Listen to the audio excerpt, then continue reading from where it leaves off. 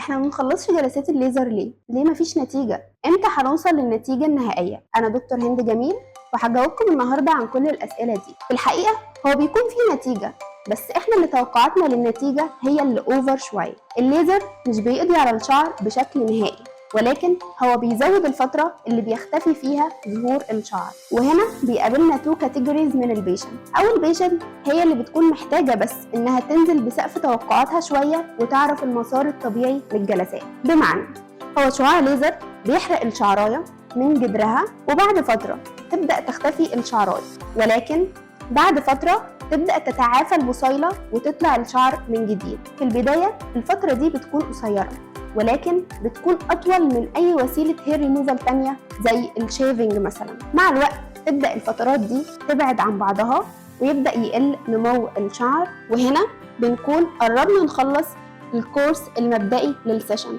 المتوسط بتاعه بيكون من 6 ل 8 جلسات. طيب دكتور، هو احنا هنا نقدر نوقف الجلسات؟ الشعر هيطلع تاني؟ أيوة هيطلع تاني، لازم بعدها نكمل على maintenance ثيرابي. مع الوقت تبدأ الجلسات تبعد عن بعضها وتزيد الفترة اللي ما فيهاش نمو للشعر، وهنا نكون قربنا نخلص الكورس المبدئي للعلاج، بيكون من 6 ل 8 جلسات. دكتور، هو احنا نقدر نوقف الجلسات في الفترة دي ولا الشعر هيرجع يطلع تاني؟ أيوة هيطلع تاني، لازم نكمل بعدها على maintenance ثيرابي. بتكون جلسة كل 3 شهور، كل 6 شهور، كل سنة، بتختلف من بيشنت للتانية على حسب معدل نمو الشعر. طيب وهنا نكون وصلنا النتيجة؟ أيوة كده نكون وصلنا النتيجة، ولكن نتيجة اسمها hair reduction not hair removal. لازم نكون فاهمين إن الليزر مش هيعمل إزالة للشعر بشكل نهائي، ولكن هو بيقلل نمو الشعر. نيجي لتاني كاتيجوريز من البيشنت، هي البيشنت اللي مش عارفة أصلا توصل للريدكشن. هنا هنسميها مشكلة الشعر الزايد. في الحقيقة أول ما بقول الشعر الزايد كلنا بيجي في بالنا تكيسات الموبايل. هي فعلا بتشكل نسبة كبيرة، تكاد تكون 80%، وبما إنها أكبر نسبة فأنا حابة إن أنا أتكلم عنها. مشكلة بوليسيستيك أوفري سيندروم، المشكلة اللي بيكون فيها زيادة في هرمون الذكورة. إيه ده؟ هو إحنا كفيميلز بيكون عندنا هرمون ذكورة؟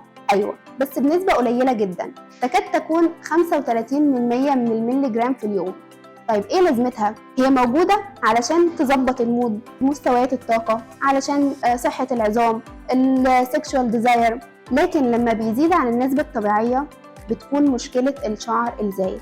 الشعر الزايد في الحالة دي بيكون من الصعب ان الليزر يأثر عليه. انا بتكلم عن شعر الأطراف مش الشعر الوبري. هنا بتكون الشعراية رفيعة بتتحول لشعراية سميكة، بيكون من الصعب التأثير عليها. طيب دكتور، أنا لو شلت التكيسات الشعر ده هيستجيب للليزر؟ في الحقيقة لأ، التكيسات دي مش مرض عضوي، ده خلل هرموني، مشكلة في الهرمونات. يعني مش حباية هنحط عليها كريم هتختفي، ولكن الحل نمشي على دايت، علاج هرموني مع وسيلة إزالة شعر كويسة، هتبدأ تظهر معانا نتائج أحسن. لو وقفت العلاج ده الشعر هيطلع تاني؟ أيوة هيطلع تاني، وهيرجع كمان زيادة الوزن وترجع بقية الأعراض. طيب لو أخدت العلاج الهرموني ووقفت جلسات الليزر الشعر هيطلع تاني؟ أيوة هيطلع تاني. فايدة العلاج الهرموني إنه يقلل ظهور الشعر الجديد، ولكن الشعر القديم خلاص صعب إن هو يأثر عليه. في الحالة دي بنكون لازم نختار وسيلة هير ريموفال كويسة، وطبعا مفيش أحسن من الليزر هو اللي هيأثر عليها. وفي النهاية أكون وضحت قد إيه في فرق ما بين الريدكشن والريموفال والمسار الطبيعي للجلسات، وليه لازم إن احنا نكتشف المشاكل بدري ونصلحها. لو حابين تعرفوا معلومات أكتر عن الجلدية والتجميل والليزر تابعوا صفحات ديرما قلب.